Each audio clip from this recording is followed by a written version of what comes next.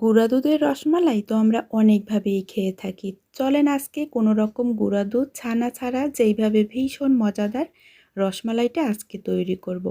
আজকে শুধুমাত্র 1 কাপ চালের গুঁড়া দিয়ে এই ভীষণ মজাদার রসমালাইটা আপনাদের তৈরি করে দেখাবো। আর এটা নরম তুলতুলে, খেতে হয় অসম্ভব মজাদার। আর এই রসমালাইটা ট্রাই না করলে বুঝতেই পারবেন না যে এই রসমালাইটা খেতে কতটা মজাদার। এইদিকে ফ্রাই প্যানে আমি দিয়ে দিয়েছি 1.5 কাপ পরিমাণে পানি, তার সাথে দিব স্বাদমতো লবণ আর 1 চামচের মতো রান্নার রেগুলার তেল। তো এরপরে পানিটা যখন বলক চলে আসবে বাকি কাজটা করে নিতে হবে। তো পানিতে বলক চলে আসছে, এখন দিয়ে দেব 1 কাপ পরিমাণে শুকনা আতপ চালের গুঁড়া। এখন চুলার আঁচ কিন্তু মিডিয়াম টু লো করে রেখেছি, কারণ চুলার আঁচ হাই থাকলে পরে কিন্তু দ্রুত পানিটা টেনে আসবে আর এই ডোটা কিন্তু একদম ভালোভাবে সিদ্ধ হবে না। মানে এই চালের গুঁড়াটা ভালোভাবে সিদ্ধ হবে না আর পিঠাও কিন্তু নরম হবে না। আমি পিঠা নরম হওয়ার জন্য কিন্তু এখানে 1 চামচের মতো রান্নার তেল ইউজ করছি। তো এইভাবে 10 মিনিট ঢেকে রেখে দিয়েছি। 10 মিনিট পরে এই কাইটাকে আবারও ভালোভাবে একটু পেঁচুলার দিয়ে মেখে নিতে হবে, তাতে এই ডোটা আরও পারফেক্টলি সিদ্ধ হবে। ডোটা যখন ভালোভাবে সিদ্ধ হয়ে যাবে তখন আমি নামিয়ে নেব।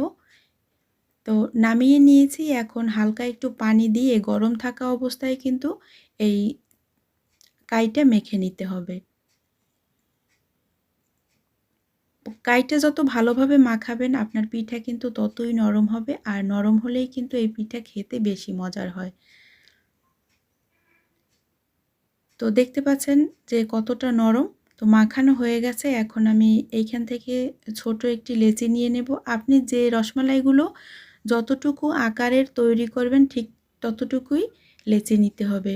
ছোট ছোট করে বানালেই বেশি ভালো হয় আর খেতেও অনেক মজা হয়।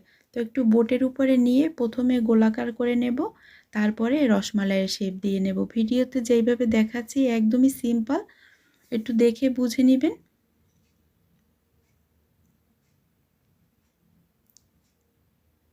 এই যে একটি বানানো হয়ে গেছে। অবশ্যই কিন্তু একটু মসৃণ করে বানাবেন, তাহলে দেখতে অনেক বেশি ভালো লাগবে। আর বন্ধুরা, আমার চ্যানেলে যদি আপনারা নতুন এসে থাকেন আর আমার ভিডিও যদি আপনাদের ভালো লেগে থাকে, এরকম মজার মজার আর সহজ সহজ রেসিপি পেতে চাইলে প্লিজ আমার চ্যানেলটি সাবস্ক্রাইব করে নিতে পারেন। আর আমার চ্যানেলে বিভিন্ন রকমের কিন্তু বেকারি আইটেম, তারপরে পিঠা, অন্য রেসিপি দেয়া আছে। চাইলে আমার ছোট্ট চ্যানেলটি ঘুরে আসতে পারেন। আশা করি আপনাদের কাছে অনেক বেশি ভালো লাগবে। এখন সবগুলো রসমালাই আমি এইভাবে করে তৈরি করে নিয়েছি। এইদিকে রসমালাইটার শিরার জন্য আমি 1 লিটার দুধ নিয়েছি, গরুর দুধ। আর এই দুধ আগে থেকে জাল দিয়ে কিন্তু ঘন করা যাবে না। সেক্ষেত্রে দেখা যায় রসমালাইয়ের ভিতরে কিছুই ঢুকবে না আর খেতেও ভালো লাগবে না। তার সাথে নিয়েছি 1 কাপ পরিমাণে খেজুরের গুড়।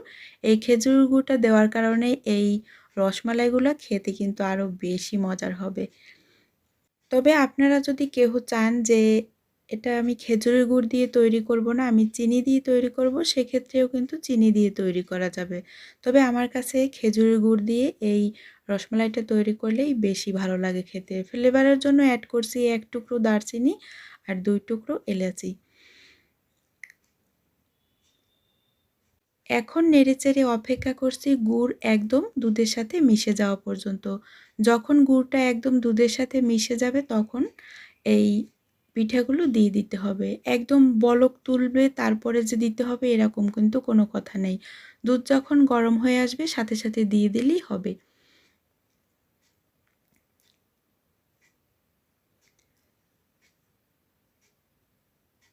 এরপরে তলানি ঘেঁষে আমি কয়েকবার নেড়েচেড়ে দেব যতক্ষণ না দুধে বলক চলে আসছে। দেখতে পাচ্ছেন পিঠাগুলো কিন্তু রসমালাইটা কিন্তু একদমই উপরে ভেসে উঠছে। আপনি কিভাবে বুঝবেন যে আপনার রসমালাইটা এখন একদমই পারফেক্টভাবে ভিতর থেকে কুক হয়েছে? যখন দেখবেন যে রসমালাইটা একদম আ ডুবে গেছে তখন বুঝতে হবে যে রসমালাইটা একদমই পারফেক্টভাবে হয়ে গেছে। তো আমি এটা ১৫ থেকে ২০ মিনিটের মতো জাল করে নিয়েছি। আমি এটাকে আরও ঘন করে নেব। এটা যতই ঘন করবেন ততই কিন্তু আপনার এই রসমালাইটা খেতে মজার হবে। আর দেখতে পাচ্ছেন একটা রসমালাইও কিন্তু আমার ভেঙে যায়নি। সবগুলো রসমালাই একদম কিন্তু তাকিয়ে আছে। বাসায় একবার হলেও ট্রাই করে দেখবেন। ভীষণ মজার হয় খেতে। আপনি চাইলে কিন্তু এই রসমালাইটা ঠান্ডা করেও খেতে পারেন, আবার চাইলে গরম গরমও খেতে পারেন। আর এটা ঠান্ডা করে খেলেই বেশি মজার হয়।